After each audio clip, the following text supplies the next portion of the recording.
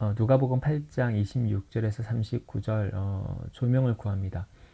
그 치유, 그러니까 귀신이 나간 그 축사를 경험한 사람이 예수님께 함께 있기를 구했는데 왜 거절하고 보내셨습니까? 두려움을 떨쳐내라. 왜 함께 있기를 구하였냐면 지켜보던 사람들 마음에 물론 예수님의 그 능력에 감격하고 놀라고 감사하고 그런 것도 있었겠지만 이 사람이 귀신 나간 것을 보고 마을 사람들이 기뻐하고 축하해주고 그런 것보다 일단 놀랐고 또 두려워했던 것 같습니다.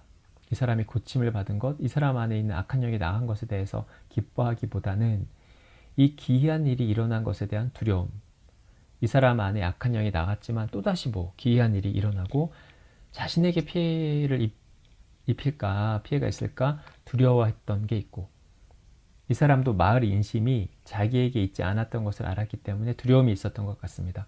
또 귀신이 찾아올 수도 있고 어마어마한 힘을 받기 때문에 귀신이 강력하다는 것을 봤기 때문에 떠나갔지만 두려운 마음도 있었을 것입니다.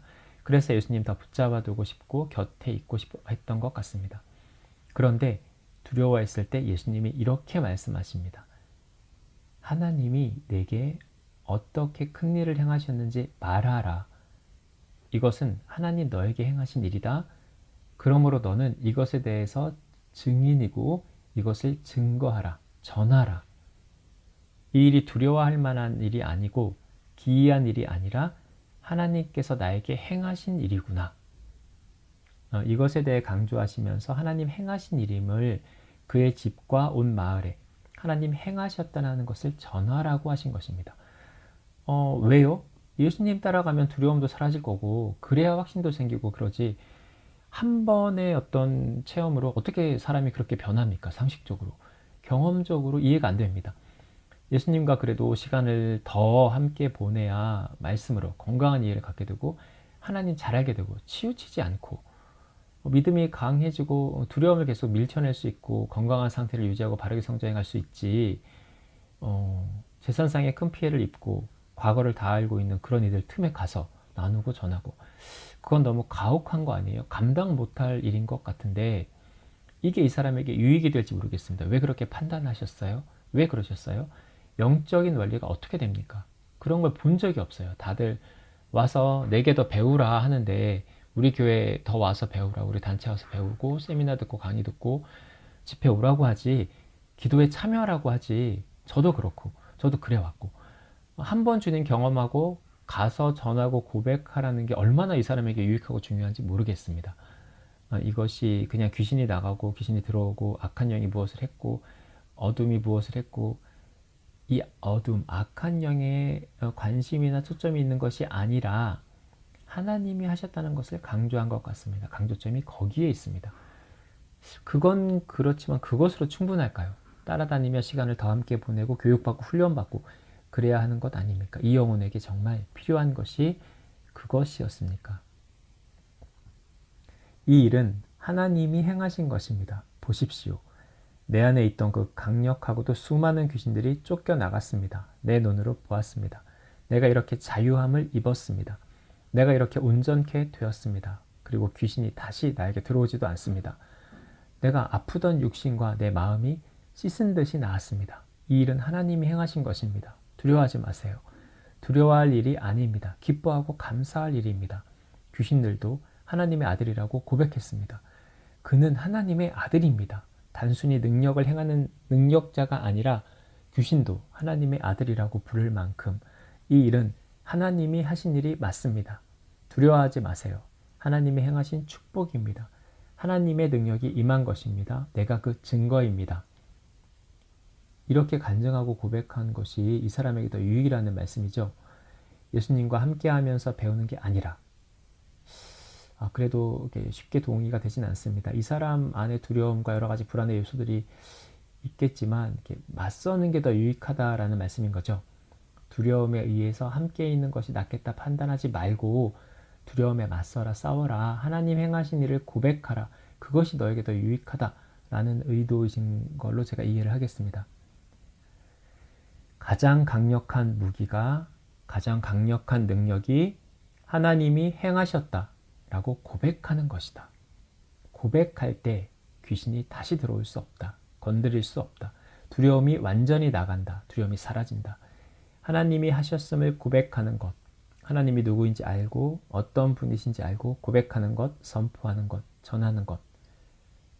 전하는 것에는 용기가 필요합니다. 확신을 가지고 전해야 하는데 이때 두려움을 이겨야 하는데 하나님이 행하셨음을 전하고 고백하고 선포할 때 이미 가장 강한 능력으로 그를 안위하고 다시는 귀신이 거하지 못할 거룩한 성전과 같이 그의 내면을 견고하게 한 것입니다. 고백과 선포의 중요성. 그런데 이 사람도 먼저 도움을 요청하지 않은 것 같습니다. 죽은 자 살리셨을 때도 사람들의 요청이 없었는데도 그런 경우도 있고, 이 사람도 요청하지 않았지만 그 인생의 곤고함과 비참함을 보시고 주권적으로 행하신 겁니까? 그런데 그것은 다른 많은 성경의 치유 사건과 좀 결이 다른 것 같습니다. 인격이신 주님께서는 우리의 최소한의 어떤 반응, 요청, 간구, 나아옴, 믿음의 고백 등 어쨌든 우리의 작은 어떤 반응을 통해서 역사하셨는데 이 경우 왜 고치셨어요? 요청을 안 한 것 같은데. 하나님이 하시려는 일을 나타내려 하심이라.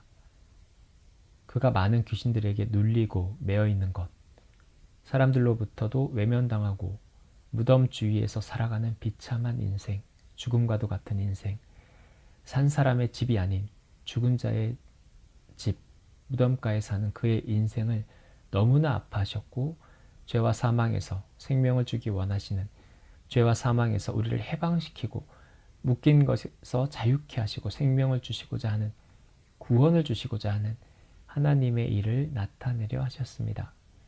사는 것이 죽음보다 더 못한 그의 삶에 영적인 해방과 구원을 이루신 것입니다. 이것이 예수님의 달리신 십자가의 능력입니다. 예수님이 오신 이유, 오셔서 감당하셔야 하는 그 십자가의 능력을 보이신 것입니다. 하나님이 하시고자 하는 일을 이루신 것입니다. 그런데 왜 이 축사 방법은 독특해요? 귀신과 대화도 하시고 데몬 토킹 하는 거는 좀 부담이 됩니다. 귀신들의 요청을 들어도 주시고, 저도 성경에 이런 내용이 있기 때문에 전에 귀신들과 한참 대화하고 그랬을 때 주님께서 엄청 책망하셨습니다. 왜 귀신에게 묻냐고. 성령께 물으면 되는 것을 왜 귀신들이 주는 정보에 귀를 기울이냐고. 굉장히 그럴듯하면서 도저히 보통 알 수 없는 비밀한 것을 귀신이 자꾸 말하니까 대화를 계속 하게 되고 그랬는데, 주님께서는 그 부분에 대해서 성령이 주실 수 있다. 그리고 네가 다 분별할 수 있냐고. 맞는 소리를 하다가 결정적인 거짓을 섞으면 어떻게 분별하려고 사단에게 묻냐고. 성령이 사단보다 못하냐고 주님 책망하셨고, 또 그 영혼을 사랑한다면 그 영혼이 얼마나 괴로울 텐데 그 영혼이 자신의 입술에서 자신의 의지와 무관한 대화가 지속되도록 그걸 두냐고.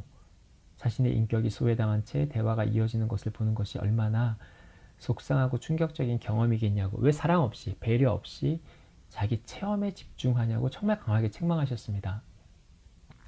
그런데 이런 축사 방법 때문에 사람들이 흉내내는 경우가 있습니다. 저도 성경이 있으니까, 예수님도 그렇게 하셨으니까 어쩌다 보니 귀신과 대화를 하게 됐고, 정확히 성령님의 인도하심을 따르기보다 성경에 기록되어 있으니까 그냥 따라하는 경우가 많습니다. 이런 부작용과 남용, 여러 문제가 야기될 수 있는 케이스를 왜 굳이 남기셨나요? 그 영혼을 위해서입니까? 보라. 설명을 좀 해주세요. 왜 이렇게 부작용이 생길 것 아시면서 굳이 이렇게 축사하셨어요? 사람들이 자기 신령함을 어필하려고 전시적으로 귀신들과 대화도 하고 막 그런단 말입니다. 왜 그럼에도 아실 텐데 굳이 이렇게 축사를 하셨습니까? 예수께서 보신 것은 그의 내면의 상처입니다. 그리고 그 상처로 인한 고통입니다. 이리저리 핥히고 간 상처, 긁힌 상처, 남이 낸 상처, 그리고 스스로 자신을 향하여 낸 상처, 수많은 상처들을 보셨습니다. 그리고 그로 인한 고통을 보셨습니다. 너의 탓이 아니다. 너의 잘못이 아니다. 스스로를 상처내지 마라. 너의 안에 이 수많은 군대 귀신이 거함으로 근거지가 되므로 너를 괴롭게 한 것이다. 너의 탓이 아니다. 원래 네가 못난 것이 아니다. 원래 네가 악한 것이 아니다. 원래 네가 추한 것이 아니다. 너의 안에 이 더럽고 악한 귀신들이 몰려 있으므로 그동안 고통을 받은 것이다. 내가 이 수많은 악한 귀신을 쫓아낼 것이니 네가 똑똑히 보라. 이들이 얼마나 강력했음을, 이들이 얼마나 너를 강하게 누르고 있었음을 보라. 이 속박에서 이제는 자유케 되었음을 보고 깨닫고 누리라. 두려워할 것 없다. 이는 하나님이 행하신 것이라. 근데 이게 이 지역에서 쫓겨날 만큼 예수님이 결과적으로 이 지역에서 이렇게 쫓겨나시는데 제선상에 피해를 입히고 돼지를 치는 일이 아무리 이렇게 더러운 일이라도 이게 누군가에게는 생계수단이었을 텐데 어쨌든 그들은 예수님을 받아들이기에 쉽지 않게 되는 거잖아요. 그리고 한 사람 회복하심으로 그 지역에서 쫓겨나는 결과를 낳는데 그곳에도 예수님 메시지 듣고 행하심 차분히 봐야 할 귀한 영혼들이 많을 텐데 한 사람 치유하고 쫓겨나는데 그만한 대가를 치를 만한 값어치가 있는 일이었습니까? 그가 변하잖아. 한 사람인데요. 그가 전하잖아. 그래도 그럴 가치가 있습니까? 그래서 한 사람, 한 영혼이 귀하다.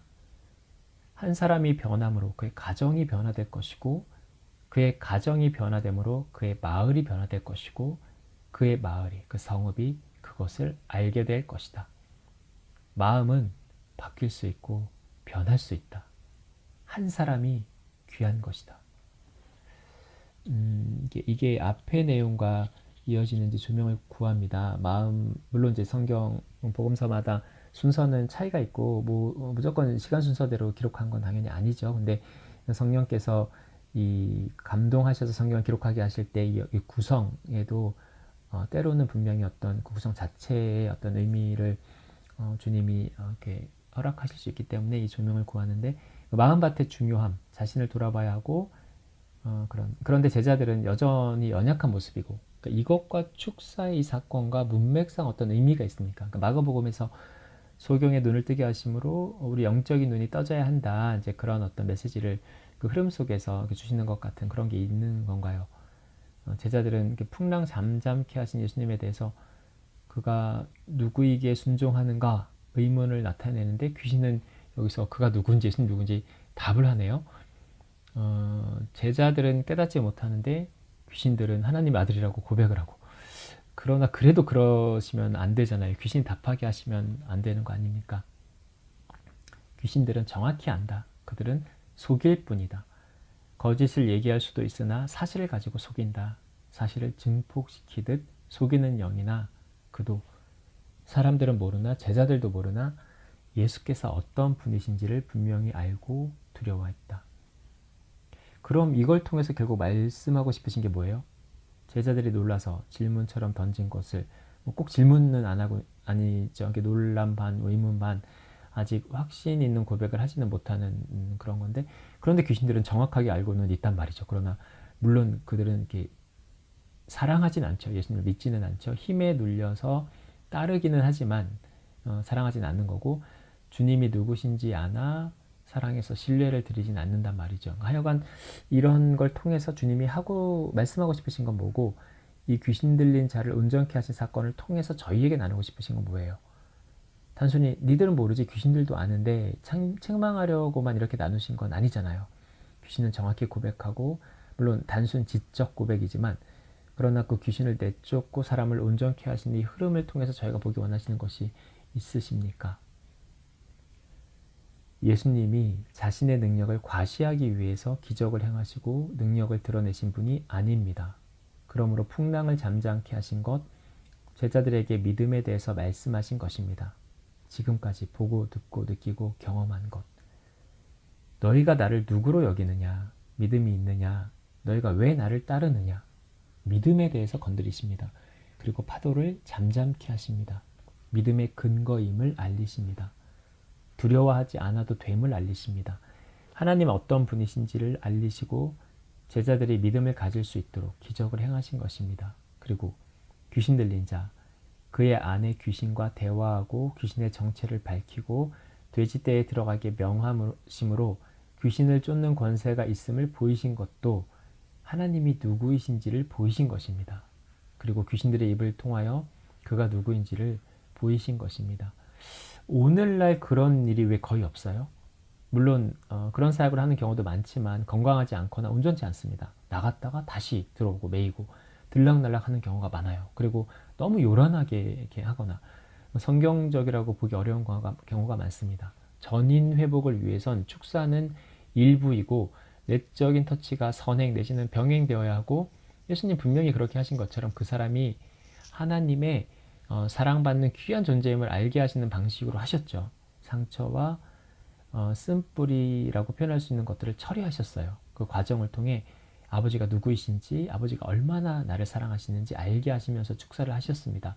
내적 치유의 본질은 하나님 사랑 깨닫게 하는 것, 그 하시면서 축사 사역 등을 감당하셨습니다. 온전한 사역을 하셨는데 우리는 치우치기 쉽단 말이죠. 축사 사역에서 가장 중요한 것 알려주세요. 우리는 기술적인 부분에 초점을 맞추기도 하고 치우치기도 되고, 그 영혼을 위해서라기보다는 내 사역 자체를 위해서 과시적으로 전시적으로 하기도 하고, 그런데 가장 놓치지 말아야 하는 것은 뭔가요? 모든 치유, 회복의 사역에서 다 마찬가지겠지만 특별히 축사라는 영역에 있어서 중요한 것이 무엇입니까? 하나님이 어떤 분이신지를 주목하는 것, 그게 가장 중요하다. 귀신을 주목할 필요도 없다. 그 영혼이 받는 고통에 대해 너무 깊이 묵상하고 주목할 필요도 없다. 하나님이 어떤 분이신지 주목하라. 그리고 하나님 마음을 구하고 하나님 주신 마음으로, 하나님 주신 관점으로 영혼을 보고 그 악한 영도 보라. 아무것도 아니고 그 악한 영이, 귀신이 아무것도 아님을 알게 될 것이다. 쓰레기를 치우듯이 그냥 치우면 되는 것이고, 명령하면 되는 것이고, 무시하면 되는 것이고, 두려워할 존재가 아님을 알게 될 것이다. 그 영혼도 그것을 보아야 한다. 그것을 보게 도와주어야 한다. 하나님을 주목하게 하여야 한다. 기도하는 사역자나 기도받는 자나 하나님을 주목해야 한다. 하나님 어떤 분이신지 알고 그것을 주목하는 것. 하나님을 주목하고 하나님을 붙잡을 때 모든 두려움이 사라지는 것. 어떤 악한 영도 머물지 못하는 것을 주목하게 해야 한다.